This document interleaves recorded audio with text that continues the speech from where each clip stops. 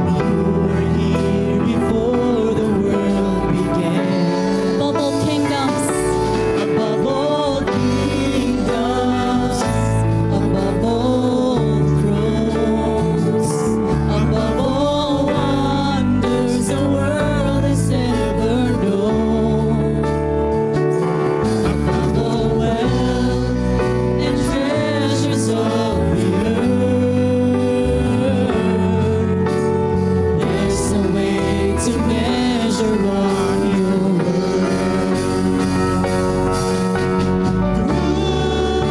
Crucified, laid behind a stone, you lived to die, rejected and alone, like a rose trampled on the ground.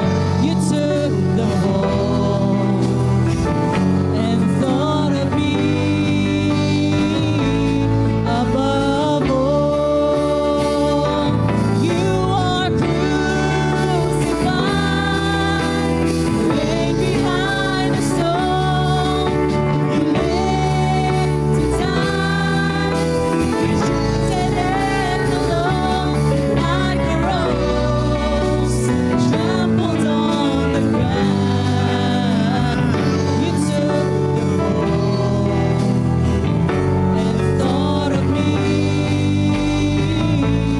above all, like a rose trampled on the ground. You took the fall and thought of me above all, like a rose trampled on the ground. You took the fall and thought of me above all. Yes, Lord. Thank you, Jesus, for thinking of us. Thank you for your sacrifice, my Lord.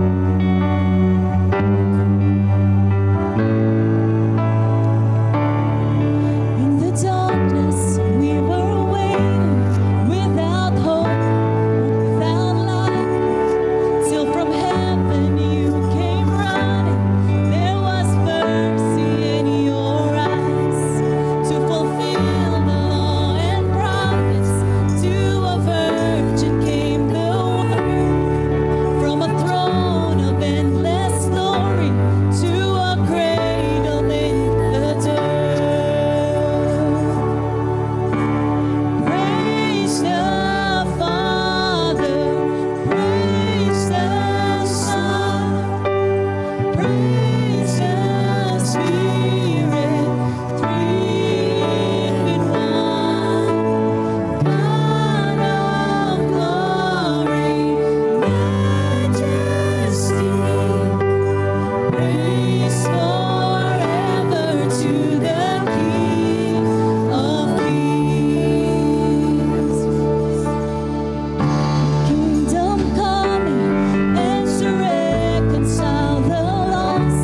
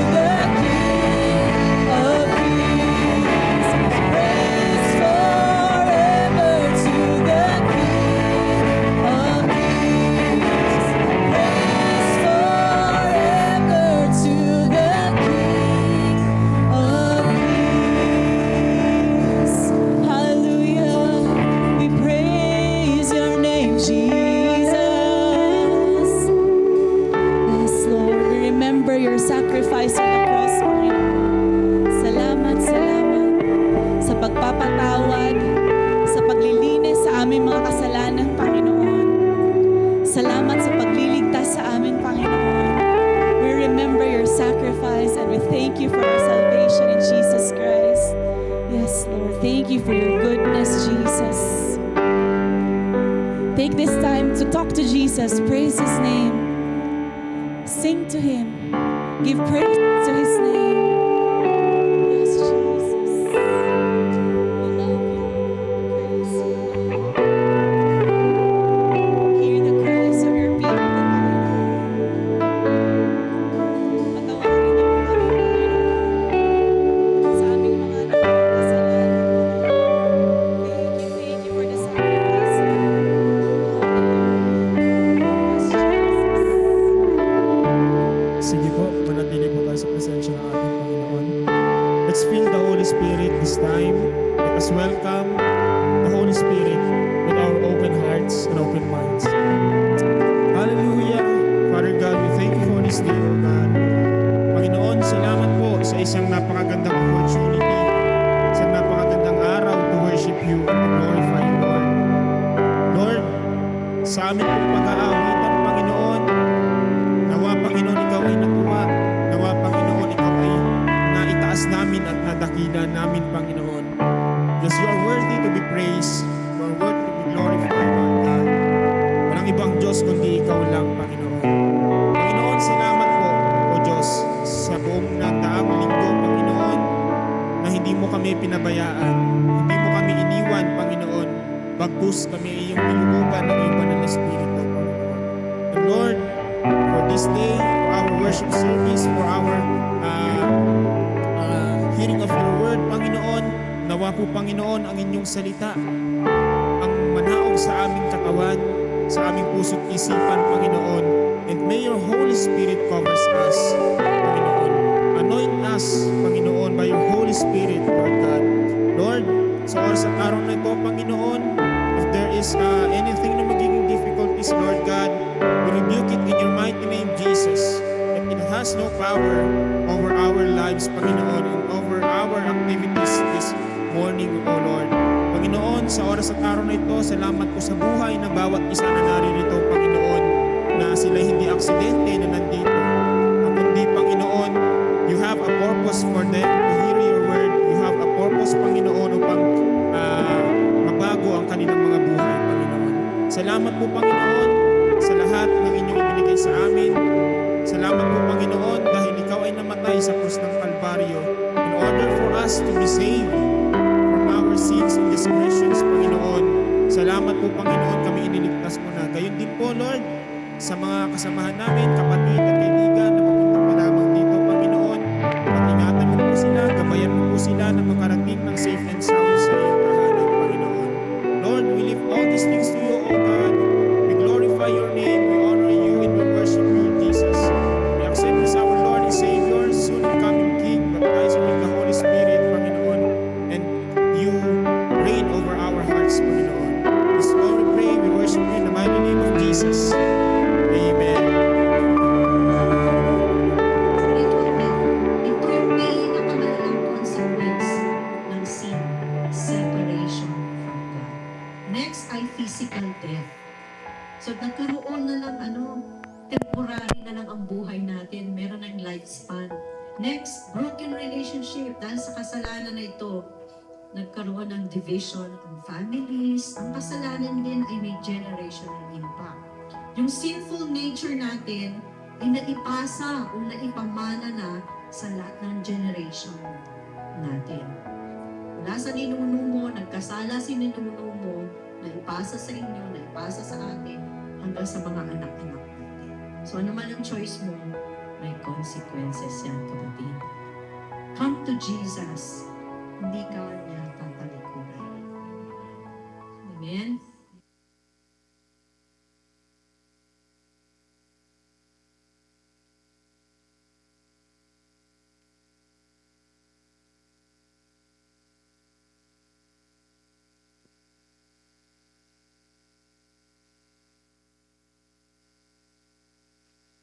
Good morning po sa inyo lahat.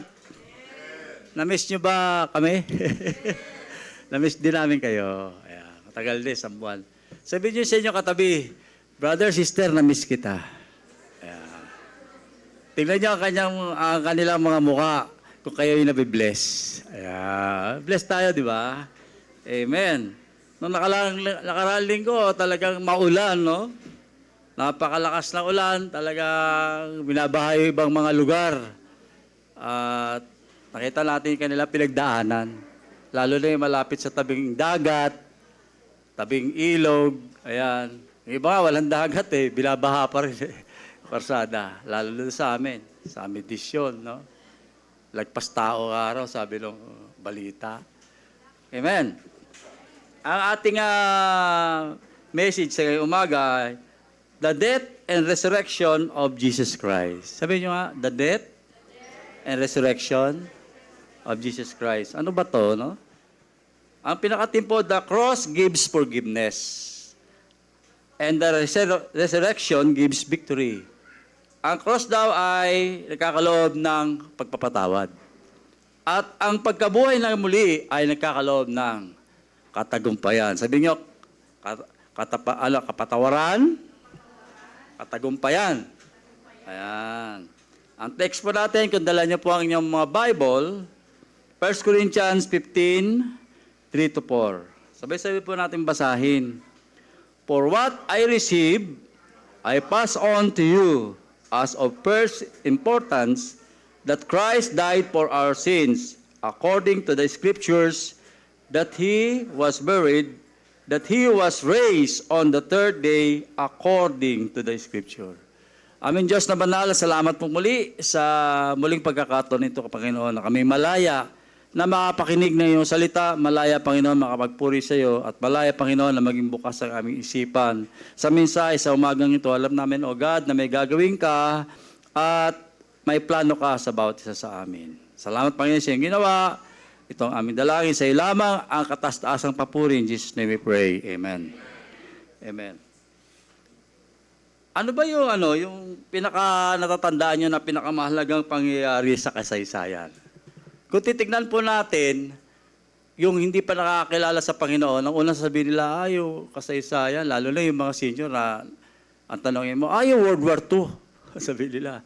Kung hindi dahil kay MacArthur, di tayo makakaligtas o makakalaya sa pagkakaalipin o pagkakasakop ng mga Hapones. Yung World War II yun. At yun, sasabihin pa nila, minsan may nakakwentuhan nga, atomic bomb, ayan, sa kasaysayan. Kung hindi dahil dyan, ay wala tayong kalayaan. Kasi sumuko ang mga Hapon. Isa yun, no? Meron ng kasaysayan, pag tinanong nyo dito sa Pilipinas, sasabihin nila, it's a revolution. Napatalsik yung mga Rehimen Marcos. Ayan, nabot ko po yun. Sabi, kung hindi dahil sa people's power. Sabi nila, mga ganyan pa sign on. Ewan ko, inabot ng iba yon. Isa yan sa bahagi ng kasaysayan. Ang Pilipinas, hindi magiging ganito ngayon. Sabi nila, dahil kay Cory. Yung mga ganong mga salita na tumutuon sila sa tao. Na isa kay MacArthur, kung hindi ro a shall return, wala. Kay Cory, kung hindi napalitan, gano'n. Pero bilang sa Kristiyano, iba po yung kahalagaan ng kasaysayan sa atin. Isa po yan sa ating pong tatalakayin ngayon. Ano ba yung pinakamahalagang pangyayari sa kasaysayan na ating bilang mga Kristiyano?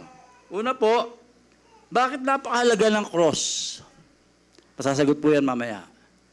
Kung hindi nabuhay si Jesus, isa pa mga tanong, ano kaya mangyayari sa ating pananampalataya?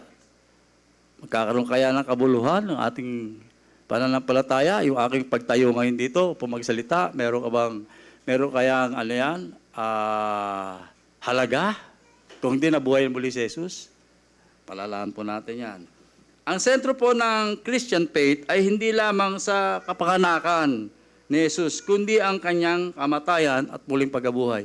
Iba kasi ang sentro ng pananampalatayang Kristiyano, yung pagkasilang ni Jesus, yung birthday ni Jesus Christ. Kaya pag December ang saya-saya, naghahanda ng iba. No, yung Pasko. Doon sila nakapokus. Pinanganak na ang Mesiyas. Ayan, ang magliligtas. Sa mga bata lang, may mga regalo tayo matatanggap. Iba yung kanilang pananaw sa ganoon. Pero doon nakapokus yung iba. Pero dapat din pala ay sa kanyang kamatayan. Alam mo, meron doon sa kanyang kamatayan. At muling pagkabuhay. 3 po yun. Kapanganakan, kamatayan, muling pagkabuhay. 3 po yun, hindi pwede paghiwalay no yun. At yan po yung ating pag-uusapan. Kaya nga, sa ating pong ang mensahe, the death and resurrection of Jesus Christ. Sinabi ni Apostol Paul or Pablo sa 1 Corinthians 5:17, sabay-sabay po natin basahin. And if Christ has not been raised, our faith is vain. You are still in your sins. Sabi nga sa Tagalog, at kung si Kristo ay hindi muling binuhay, ang inyong pananampalataya ay walang kabuluhan. Kayo'y nasa inyong mga kasalanan pa. Sabihin nyo nga, ang pananampalataya natin ay mawawalang kabuluhan. Kung si Jesus ay hindi muling binuhay. Kayo nasa inyo pang mga kasalanan. Kung walang resurrection, isipin po natin to, kung walang resurrection o pagkabuhay na manguli, walang tunay na pag-asa. Ngunit dahil si Jesus ay buhay, sabihin nyo nga, si Jesus ay buhay, ang ating pananampalataya ay may halaga. Sabihin nyo sa katabi, oy, may halaga yung pananampalataya mo. May halaga yung pananampalataya natin. Nagkaroon ng value. Amen. Una, the death of Jesus was God's plan. Next slide. The death of Jesus was God's plan of salvation. Ang kamatayan daw ni Jesus ay plano ng Diyos para saan? Kaligtasan. Pag ang Diyos po ang nagplano, wala po makakabali niyan. Talagang po pulido yan. Una, Jesus died for our sins. Yun po ang kahalagahan. Ang kamatayan ni Jesus ay namatay siya dahil sa ating mga kasalanan. Sino rito hindi nagkakasala? Sino rito yung walang kasalanan? Taas ang kamay. Sabi nga ni Jesus kung sino yung walang kasalanan, siya unang bumato. Dahil sa babaeng nangangalon niya. Wala. Dahil sila rin makasalanan. Wala po. Kaya po sabi si Jesus ay namatay para sa ating kasalanan. Makikita po natin yan sa Isaiah 53:5, Romans 5:8, 1 Peter 2:24. Sabi nga, hindi aksidente ang pagkamatay o ang pagkamatay ni Jesus. Kundi hindi rin siya biktima. No? Siya ay kusang nag-alay ng kanyang buhay. Sabihin niyo nga, kusang nag-alay. Voluntary siyang nag-alay ng kanyang buhay. Para sa iyo, para sa ating lahat, para sa akin. Napakasarap po, no? Amen? Katulad po yan, gaya ngayon, kung updated kayo doon sa impeachment trial. No? Ayoko lang magbanggit muna ng pangalan. Baka sabihin, nagmumulitika tayo. Marami pong abogado ang depensa. Ito example lang po. At marami rin abogado ang yung opensibo, yung nagtatanggol at yung pinagtatanggol. Nakikita po natin sa takbo ng kanilang hearing, ilan po yung mga abogado. Ang gagaling po. Titignan natin. Tapos may mga judges, senator judges. Nakita natin na kung titignan natin yung takbo ng kaso o takbo ng hearing sa impeachment na yan, malaki pong bagay dahil po yung nawawala ay bilyon. Kung ikaw ang nasa katayuan ng akusado o akusahan, isipin mo, mukhang wala na. Kahit anong pagtatanggol nila, mukhang wala na. Ako talaga aaminin, no? Pero tignan nyo, kung ilang abogado, talagang magagaling sila, meron ba kayo na na may aamin kaya na ako na lang, parusahan nyo. Ako na lang magbabayad ng bilyon-bilyon na yan. Ako na lang ang dapat makulong.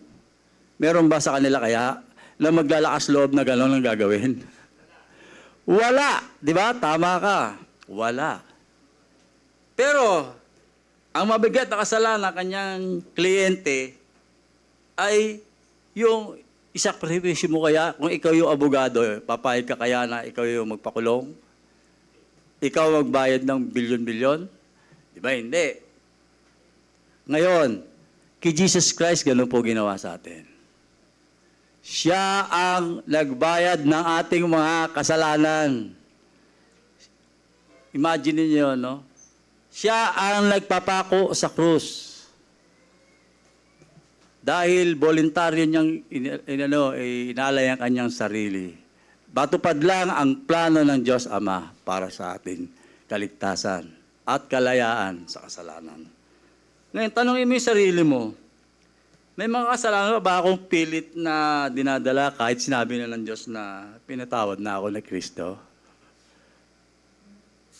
Ulitin ko po, may mga kasalanan ba akong pilit na dinadala kahit sinabi na ng Diyos na pinatawad na ako ni Kristo?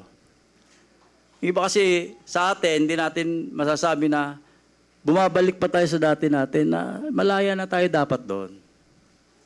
Kaya po ng topic ng last, yung simple man.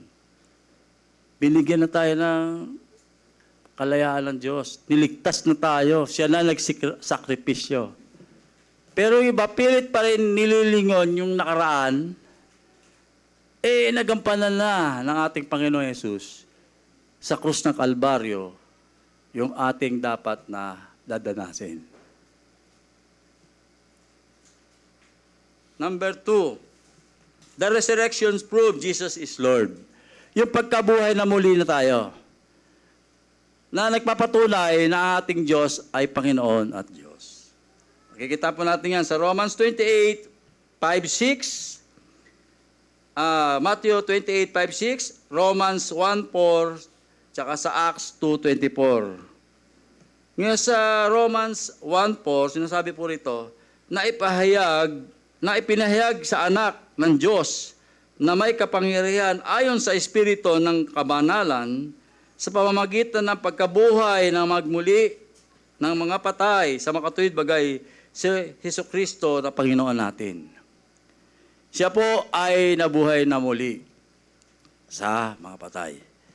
Titignan natin sa Japan po, sino po yung kanilang sinasamba dyan? Di ba si Buddha? Buddhism sa kanila eh. Sa Muslim naman ay si Muhammad. Pero kung titignan po natin, sila ba nung namatay nabuhay na muli? Si Muhammad nabuhay ba ng muli? Hindi. Maraming tao ang namatay na hindi nabuhay na muli. Pero si Jesus Christ ay 3 araw, nabuhay siyang muli. Amen po ba? Palakpakan natin ating Panginoon. Hindi nawawala ang kabuluhan ng ating mga pananampalataya. Pero isa lamang po ang muling nabuhay sa kanyang sariling kapangyarihan. Sabihin nyo nga, sariling kapangyarihan. At nanatiling buhay magpakailanman. Sino siya? Si Jesus. Siya ay nanatiling buhay magpakailanman. Hindi siya nanatiling patay. Siya ay buhay. Kaya yung ginagawa natin ngayon, may kabuluhan. Amen po ba? Dahil sa kanyang pagkabuhay ng muli, the resurrection. Meron po akong ilustrasyon dito. Kung tinignan natin kanina yung palabas, yung libingan, yung tomb. Di ba, sinaraduhan? Kung isipin nyo, kung yung patay nasa loob, pwede lang siya buksan, di ba, sa labas? Kasi napansin ko kanina yung bilog, tilulak. Di ba, kung nasa loob ko kaya, may tutulak mo yon sa ganong kalaking bato. At may sundalo pa sa labas. Ano po? Alam ko po dyan, nilalagyan pa ng selyo yon. Kaya wala po makapagbukas. Pero, sa panahon ng tao, imposible. Pero sa Diyos po, na ating buhay, ay posible. Walang selyo o batong kapangyarihan sa tao makapagpigil sa plano ng Diyos. Amen? Pag ang Diyos po nagplano, wala makakapigil. Kaya nandito ka ngayon, may plano ang Diyos sa iyo. Sabi mo sa katabi mo, may plano ang Diyos sa iyo. Ayan. No? Ngayon, sa buhay natin, may mga bato rin na nakaharang. Kung titignan natin. Unang-una, takot. Sino pa ba rito yung may takot? Takot tayo sa kinabukasan, ano kaya kakainin namin bukas? Hanggang ngayon na lang to. Ay, tuition fee na naman. Ay, wala akong trabaho. Kagagraduate ko lang. Ang dami nag-a-apply. Tatakot ka, baka manatiling galaw ka na lang. Isa lang po sa mga example yun, depression. Titingnan niyo katabi niyo, hindi niyo alam, dumadaan pala siya sa depression. Sa katabi niyo, titignan niyo dyan, nakakiti siya pero may takot pala siya. Ngayon, financial problem. Titingin niyo sa likuran niyo, may problema pala siya, malaking halaga. Pero nakakiti siya, ay bayalan ng Meralco. Bayalan ng tubig. Ay, wala na akong paggusalina, pauwi. Wala na akong pamasahe. Financial, no? Pero sa Panginoon ba, imposible yun? Posible yun. May blessing ang Panginoon sa'yo. Yung isa pa, karamdaman. Yung iba rito, hindi natin alam. Nakaupo siya dyan, meron siya mabigat na karamdaman na siya lang nakakalam. Ayaw sabihin.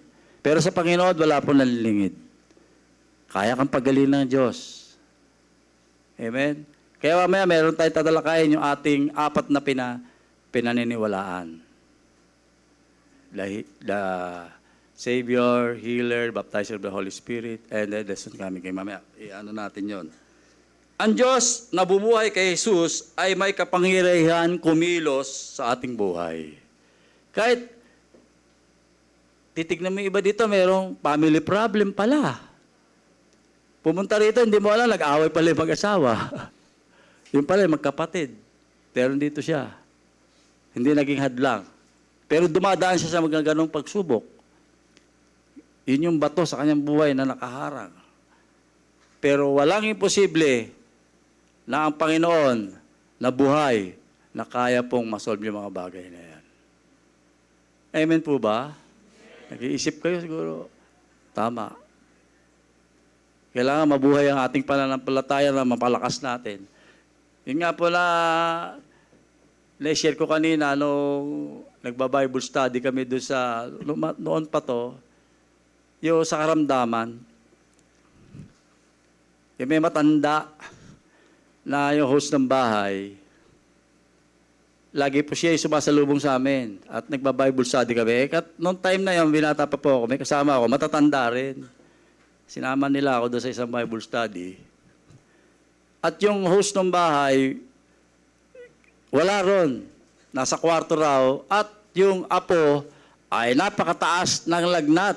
Pero nung sinalubong niya po kami, nung kami magba-Bible study, ang saya-saya niya. Hindi halata may problema pala siya. Ngiti siya, pinamerienda kami. Tapos pumasok na siya, pasensya na kayo, dito muna ako. Yung pala, yung apo niya, may lagnat na mataas. At nung sinabi nung pamangkin niya sa amin na gano'n, kasi kinakamusta namin, bakit nawala? Nandun sa kwarto at lalagyan niya ng sa noo. Yun ang eksena.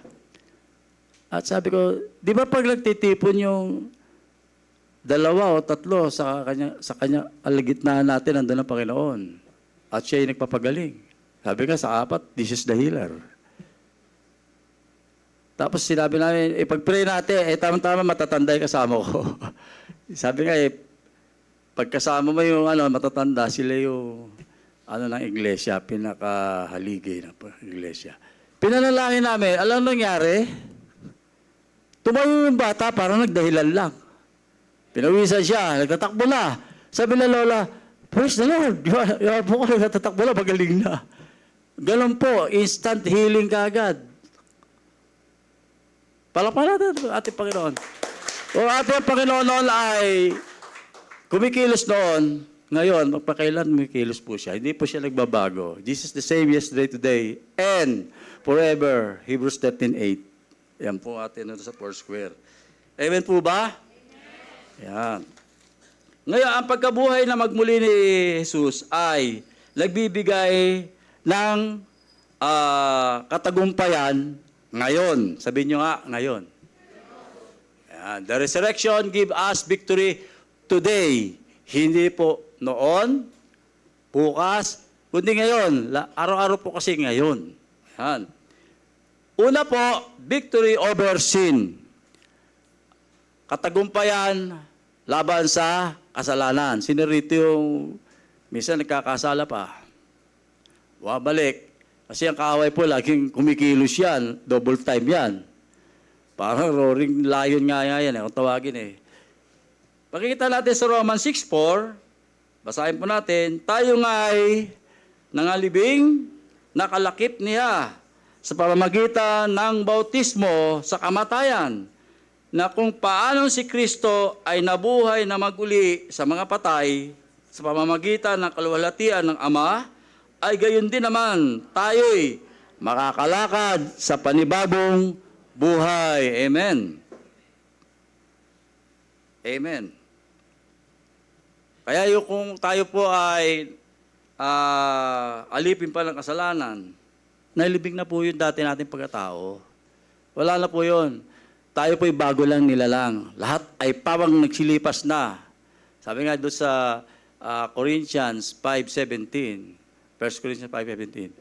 Kung tayo ay mananampalataya kay Jesucristo at tatanggapin natin siya sa ating puso bilang tagapagligtas, siya ay tapat panala tayo ipatatawarin. At ang ating lumang pagkatao ay wala na. Tayo ay bago ng nilalang. Pag sinabing bago lang nilalang, yung luma, wala na yun. Kaya nga nung tayo ay binastispuhan sa tubig, nilubog tayo, nilibing na yung dati natin pagkatao. Wala na yun. At nung inahon tayo, bago na tayo. Bago ng nilalang, bago ng pag-asa, at sariwang pananampalataya na naman sa ating Panginoon. Amen po ba? Amen. Hindi lamang tayo pinatawad ng Diyos. Binigyan din tayo ng bagong buhay. Sabihin nyo nga, bagong buhay. Ayan. Tayo ba ay may bago ng buhay sa ngayon? Amen. Letter B, victory over fear. Katagumpayan laban sa takot. No? Sino rito yung natatakot pa? Nangangamba. Malalim, no? Nangangamba. May pangamba pa. Sinabi sa kanya ni Jesus, doon sa John 11:25 po, makikita po natin yan. Sinabi sa kanya ni Jesus, ako ang pagkabuhay na magmuli, at ang kabuhayan, ang sumasampalataya sa akin, bagamat siya ay mamamatay, gayon may mabubuhay siya. Kanina, sabi nga, sino rito yung gustong makarating sa langit?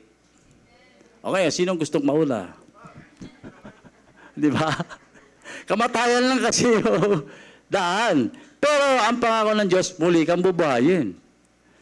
No? Parang yung doon na yung pananampalataya natin eh. Pag oras na natin, oras na natin. Oras na natin. Kaya yung takot, alisin natin yan, hindi sa Panginoon yung takot. Pag sinabing, gusto ko makarating sa langit, makapunta sa langit, makapiling ating Diyos na buhay. Okay, silang mauna.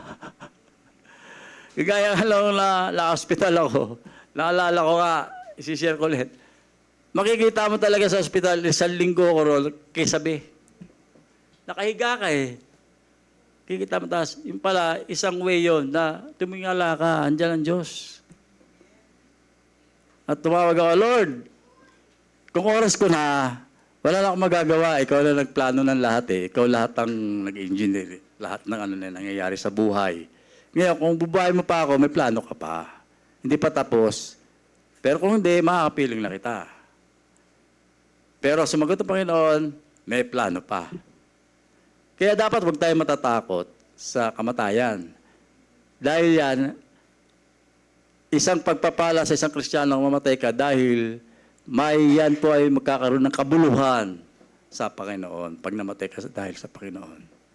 Hindi po mawawalan sa isay. Amen?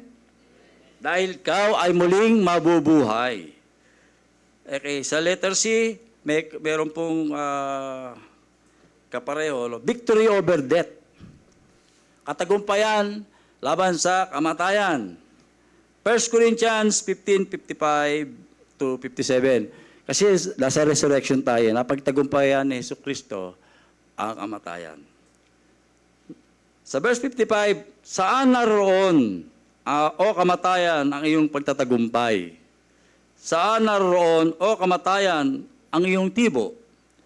Ang tibo ng kamatayan ay ang kasalanan. At ang kapangyarihan ng kasalanan ay ang kautusan.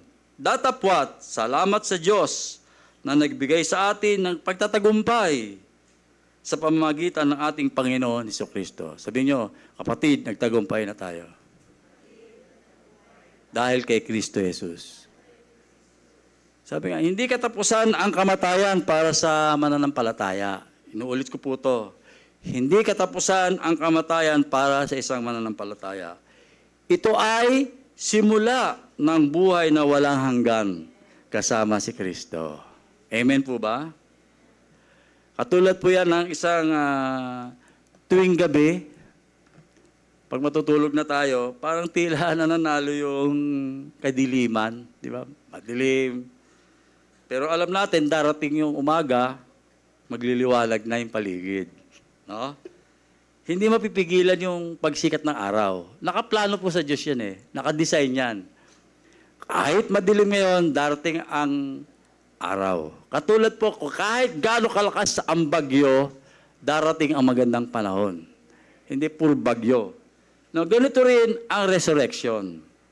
Akala ni Satanas, panalo na siya. No? Nung pinako si Jesus sa krus, panalo na ako, kapako na siya, namatay na siya. Pero sa ikatlong araw, sumikat ang pinakadakilang umaga sa kaysaysayan. Buhay ang ating Panginoon. Amen! Yeah. Jesus is alive! Celebrate. Yan nga. Ngayon, i-connect natin sa Foursquare message. 4 po yun. Sino yung nakakaalala ng ating mga tilalakay? Jesus the Savior, the Baptizer with the Holy Spirit, this is the Healer, and the soon coming King. Kung hindi po nabuhay si Jesus sa ikatlong araw, yan po ba may kabuluhan? Yung ating pong pinaniniwalaan na yan, magkakaroon ba ng halaga yan? Wala. Wala tayong pangahawakan. Kahit nakatayo ko rito maghapon, wala akong pinangahawakan. Dahil hindi na buhay. Pero siya po ay hindi na natiling patay. Siya po ay namubuhay. Kaya tayo ngayon nagtagumpay. Nandito tayo ngayon.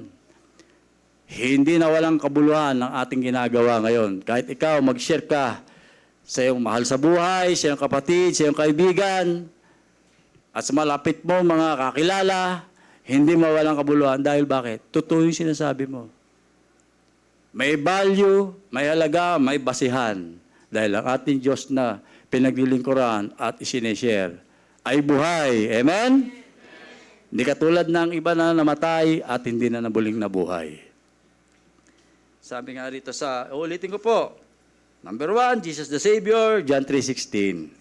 Talagang sinasariwa natin. Tinubos tayo sa kasalanan. Number 2, Jesus the Baptizer with the Holy Spirit sa Acts 2:33. Kaya po lagi nating sinishare, nahawakan yung ating pinaniniwalaan. Jesus the Healer, James 5:14 to 15, Isaiah 53 verse 5.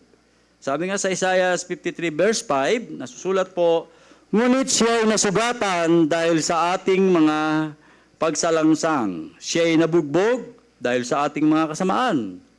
Ang parusa ng tungkol sa kapayapaan ay nasa Kanya. At sa pamamagitan ng Kanyang mga latay ay nagsigaling tayo. Sabi nyo, magaling na ako. Kung ikaw man na may karamdaman, magaling ka na.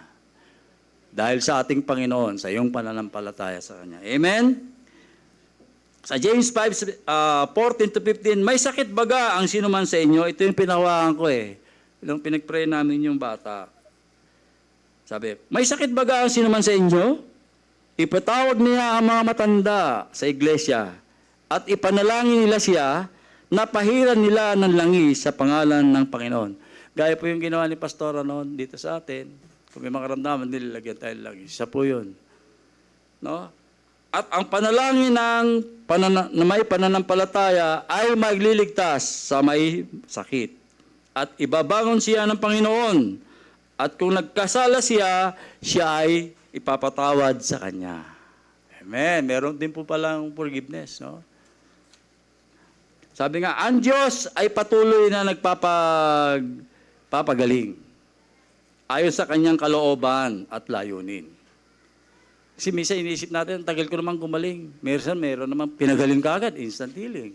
No? Bakit kaya? Ang ating pagtitiwala ay nasa Kanya, maging sa pamamagitan ng agarang kagalingan. At minsan naman, unti-unting paggaling o biyayang magpapatuloy sa gitna ng karamdaman. Wala pong pagkakaiba yun. Kasi ng iba, tinetest po yung pananampalataya. Habang po may karamdaman at nananampalataya sa Diyos, lalo pong napapalapit siya sa Diyos. Lalo pong tumitibay ang pananampalataya. At lalo pong naibabahagi niya rin yung kanyang experience na ang Diyos ay hindi nagmamaliw. Siya po ay dakilang manggagamot. And then yung panghuli po, Jesus, the soon coming King. Sino rito yung gustong ma-experience yung pagdating ng Panginoon? No? Dalawang klase po yan eh. Yung iba, yung namatay, una ay bubuhayin muli. At yung mga buhay naman ngayon ay aagawin sa langit. Kasama po. Ito po, makikita po natin sa 1 Thessalonians 4:16-17. Sapagkat ang Panginoon din ang bababang mula sa langit, na may isang sigaw, may tinig ng arkang anghel, at may pakakak ng Diyos. At ang nangamatay kay Kristo ay unang mga bubuhay na magmuli. Yung mga namatay po dahil sa ating Panginoon, ang una pong bubuhayin muli. Kung magkagayon tayo'y, sa verse 17, kung magkagayon tayo'y mga bubuhay na nangatitira ay aagawing kasama nila sa mga alapaap. Yung mga natitira tayo po yun, kung sakaling inaabot po natin ang kanyang pagbabalik. At sa ganito'y, sa Panginoon tayo, magpakailanman. 1 Thessalonians 4:16-17. Kung may mga Bible po kayo, pwede niyo po mabuksan yan. Ang muling pagkabuhay ni Kristo ay babalik, itong ating dakilang pag-asa. Ray, mamaya po sa ating pong square group, meron po tayong question doon na tatalakayin. Una po, may 4 po yan. Is Jesus truly my Savior? Yan. Am I living the new life He gave me? Tayo po makasagot niya mamaya sa ating square group. Do I believe He can transform my present situation? Ang panghuli po, am I sharing the good news with others? Yan po. Ang conclusion po natin, ang cross ay simbolo ng pag-ibig. Ang walang lamang libingan ay simbolo ng tagumpay. Po, dalawa po yung ating basehan. Yung pagkamatay at muling pagkabuhay. Dahil namatay si Jesus, una pong naging pakinabang natin, napatawad tayo. Pangalawa, napalaya tayo sa kasalanan. Pangatlo, napalapit tayo sa Diyos. Yung kanya namang pagkabuhay na magmuli, may pag-asa tayo. Nagkaroon tayo ng pag-asa. May kapangyarihan tayo. May buhay na walang hanggan tayo. Yun po yun, pinangahawakan natin. Dahil sa kanyang muling pagkabuhay. Sabi nga, hindi tayo sumasamba sa isang patay na Diyos o leader.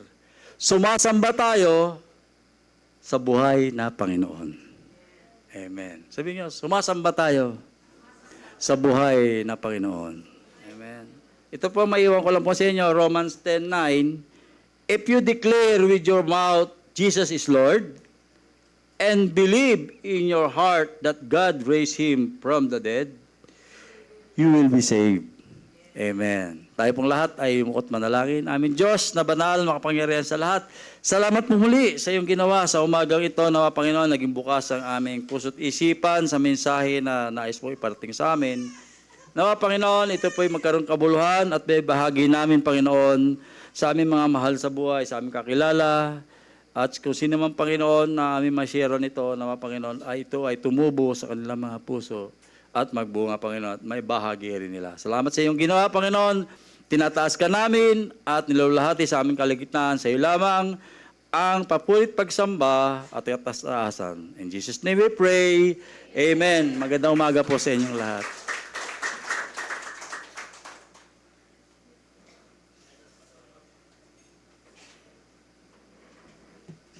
Isang powerful message po ang narinig natin sa araw na ito, na ang kamatayan ni Jesucristo ay nagdala sa atin ng kapatawaran. At ang kanyang muling pagkabuhay, His resurrection, gave us victory. Amen? Kahapon po ay may naganap na earthquake sa Indonesia. Nabalitaan po ba natin yun? Mga kapatid, I was reminded this morning, noong pong 2004, ewan ko, sino na pinanganak na noong 2004? Sino ang wala pa? Wala pa sa daigdig na to noong 2004. Okay? So, marahil ay, that was like ilang years ago, 22 years ago. So, marami ang wala pa. Pero sino yung mga na may isip na nung 2004? Si Kim daw. So, mga kapatid, nung 2004, isang napakalaking, ang earthquake that time was 9.1 or 9.3 sa Indian Ocean po. At ang namatay po sa Indonesia ay 170,000 people. December 26, 2004, may mga guest kami sa CDC na mga missionaries from around Asia. That morning po, linggo po yun linggo, ibinalita sa amin ng isa sa mga missionaries. Meron pong isang malaking church sa Indonesia na hindi sila binigyan ng permit na magdaos ng kanilang Christmas party and water baptism sa isang beach resort sa Aceh, Indonesia. Kaya, siyempre po, karamihan ng mga tao sa Indonesia ay Muslim. No po? So ito yung mga, alam niyo yung mga Christians, parang minority kasi sila. So parang luhaan sila na parang wala silang magawa kasi minority lang sila. Priority ang mga Muslim population. So doon sila nagpunta sa bundok, sa resort sa bundok. Ang nag-enjoy ng dagat ay ang mga Muslim. Alam ba natin na mismo yung lugar na yon ang devastated by the tsunami? Naganap yun around 8 o'clock in the morning. Po, 170,000 people ang namatay. Namatay at nawala. Okay? So, minsan po, ito yung minsan hindi natin nare-realize as Christians, the privilege, no, the favor ng Diyos sa atin. Alam niyo po, tayo po mga Kristiyano, tayo po yung lahing pinili ng Diyos. We are God's treasure. Tayo po'y pinili niya upang magpahayag ng kasanga-hanga niyang ginawa. Siya yung tumawag sa akin at sa ating lahat mula sa kadiliman patungo sa kahanga-hawangang kaliwanagan at kinabukasan. Dahilan kay Jesucristo, ang mga Kristiyano po ay naligtas sa isang napakalaking kapahamakan. Just imagine, mga kapatid, yung mga nag-reject sa kanila, sila po yung nakasama. Kaya minsan it's okay Pag hindi kalooban ng Diyos, mas may better plans ang Panginoon. Amen? Another story, actually, kasama sa Indian Ocean na naapektuhan noon ay ang Sri Lanka. Okay? Sa Sri Lanka po ay 35,000 people ang namatay dahil din po sa tsunami na yon. Okay? Ang isa sa ang kwento ng isang prof namin dyan sa PMI ay ang kanyang buong pamilya ay tinangay. Siya po ang pamilya niya ay mga Buddhist. Siya po ay educated sa London at ang kanyang kapatid, nung naging Christian siya po ay itinakwil ng kanyang pamilya. Di ba common yon? Pag ang isang Muslim o ang isang Buddhist or Taoist naging Kristiyano, na born again, tinatakwil ng pamilya. Nagkaroon po ang pamilya nila ng malaking, ang tawag doon, reunion. Pati yung kapatid niya na naka-base sa UK ay umuwi para sa reunion. Siya lang po ang tanging hindi invited. Bakit? Because he is a believer of the Lord Jesus Christ. By the way, siya po ay siya po ay Buddhist, Muslim, pero dahil nakapag-asawa siya ng isang Filipina Christian, pati siya po ay na-born again. Ang bait ng Diyos. Alam niyo po, ang buong angkan niya ay nakasama po doon sa naging biktima ng tsunami. Tanging siya po ang naiwan sa kanilang angkan.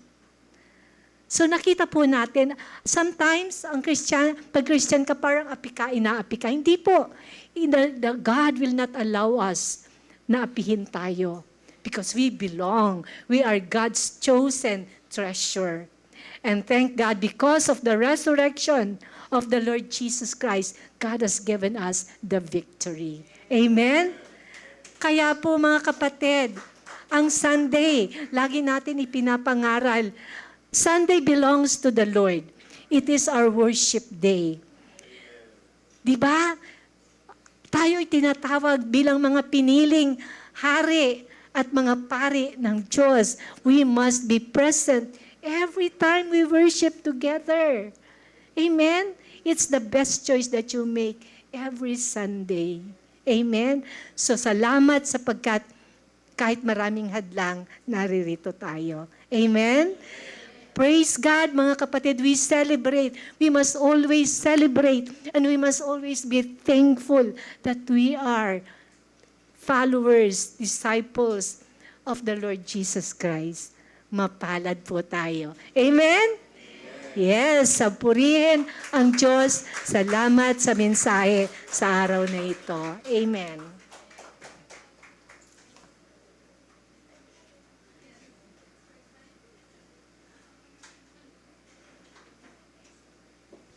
Good morning po sa lahat. Tayo naman po ay magbibigay tayo kay Lord ngayong araw na to sa every Sunday. Let's celebrate nga, sabi ni Pastora. So celebrate din natin ang pagbibigay para kay Lord. Lahat po ibabalik natin sa Kanya. Kasi sabi nga sa Luke 16:10, whoever can be trusted with very little can also be trusted with much. So, amen po ba doon? So, ayun nga po, kailangan may commitment kasi tayo. Commitment is not measured by how we start, but by how faithfully we continue. God honors those who remain steadfast or loyal and trusting Him in every season as we stay committed to Him with our time. Yun nga, let's stay committed sa lahat ng bagay. Isabay na natin pati yung faith, then yung obedience sa pagbibigay po. So, ngayon nga po, nagpapasalamat tayo, dito tayo ngayon lahat. So, amen po ba doon?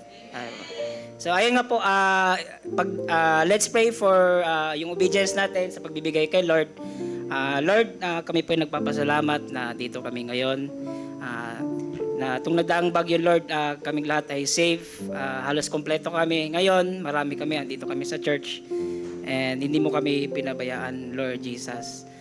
Salamat po, Lord, na andito po lahat, pamilya, kaibigan, mga katrabaho. Kami po ay nagpapasalamat ng sobra-sobra sa iyo, Lord. Walang sawang pagpapasalamat po. Lord, ang tanging hiling lang namin yung obedience, karunungan ay palagi po sa amin every Sunday mapaalala yung hindi pa naman masyadong committed. Sana maging 100%, 101% pong committed sa inyo, Lord. In Jesus' name we pray. Amen po. Tayo'y It will come back to you. Good measure, press down, shake it together and running over again. And it will come back to you. When you give to the Lord. That's right, give, and it will come back to you. Good measure, press down, shake it together and running over again. And it will come back to you. When you give to the Lord. When you give to the Lord. When you give to the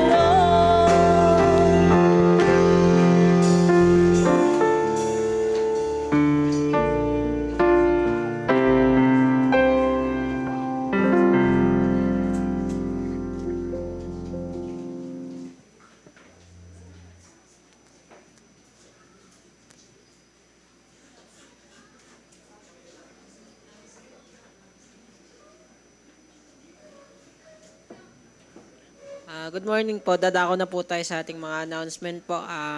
Don't watch po Tuesday, Thursday, Saturday, 5 a.m. to 7 a.m. in the morning po. Next po. Prayer meeting every Wednesday, 3 p.m. to 5 p.m. at Hope Tagaytay Foursquare Church po. Hope Crossroad. Worship service every Sunday, 8 a.m. to 9:30 a.m. Bible study every Friday, 2 p.m. to 3 p.m.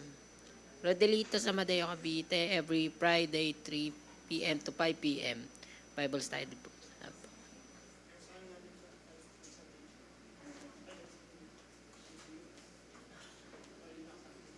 May dagdag lang po akong announcement. May good news po ako. Okay? Interested ba kayo sa good news? Simula po sa Wednesday, ibabalik po natin ang prayer meeting. Okay ba? Mga kapatid, napakahalaga po ng prayer meeting. Sa mga taong may sakit at karamdaman, sa mga taong may mga pangangailangan sa buhay, sa mga taong naghahangad ng tagumpay at ng breakthroughs, dumalo po kayo sa ating prayer meeting. Wednesday po, simula po ng 4:30 in the afternoon. Dumalo po tayo sapagkat alam ko, ang prayer meeting po ay mahalaga sa isang iglesia, sa isang church. Mahalaga po ito sa mga Kristiyano na naghahangad na makita ang kapangyarihan ng Diyos sa ating buhay. So we're expecting you to come. This time po, because in the past, meron tayong prayer meeting. Pero ang nangyayari, prayer eating. So this time po, wala po tayong masyadong kape lang po at saka biscuits. But we will be praying more. We will be learning how to pray the scriptures. Imbitado po ang lahat. Hindi lamang po mga senior citizen and adults. Kasama po ang mga young people. Okay ba? Yes.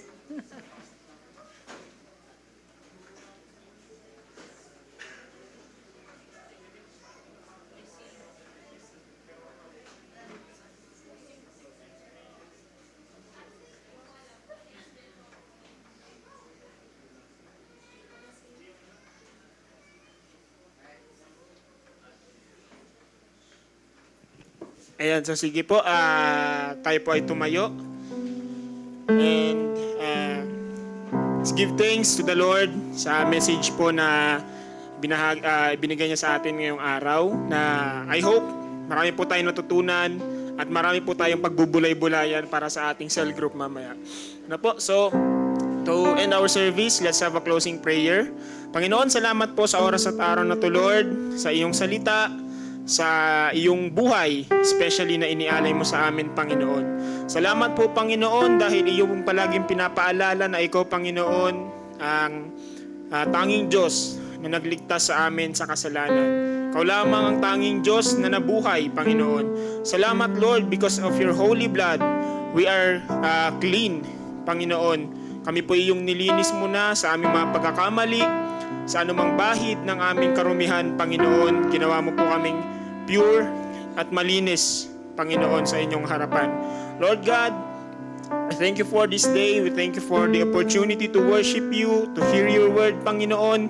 Salamat po, O Diyos, dahil, Panginoon, hindi mo po kami hinahayaan at pinababayaan sa bawat araw ng aming buhay, Panginoon. Salamat, Lord, dahil iyong pinaninindigan na ikaw, Panginoon, ang nag-iisang Diyos sa aming puso. Hinahayaan ka namin, Panginoon, na maghari at umupo sa aming puso, Panginoon, and you will be in control in our life, Panginoon. Lord, for this day, we just wanted to lift our praise, our prayers to you, Lord God. Bagamat iilan sa amin, Panginoon, ay may mga sakit at karamdaman, merong mga iniisip, merong mga problema, Panginoon, pero sa ngalan mo, Jesus, sinasabi mo nga, Panginoon, sa iyong salita, kami po iyong pinalaya mo na. Kami po iyong niligtas mo na, Panginoon, sa anumang gawa ng kaaway, Panginoon. Lord, tanging maibibigay lamang namin sa iyo, tanging maibibigay namin sa iyo ay papuri at pagsamba, Panginoon. And we are continue to pray, to praise you, to honor you, to glorify you, Panginoon. Lord, sa oras at araw na to, Panginoon, gayon din sa aming kakainin, Lord God, ito po yung pagpalain, Panginoon, na magbigay ng kalakasan sa amin ngayong araw, Panginoon. Lord, sa amin pong pansamantalang paghihiwa-hiwalay, Panginoon, ingatan mo po kami na makarating sa aming kanya-kanyang tahanan at pamilya, Panginoon. And you will continue to bless us, and we will continue to praise you, to honor you, and to glorify you, Lord God. This is all we pray in the mighty name of Jesus. Amen.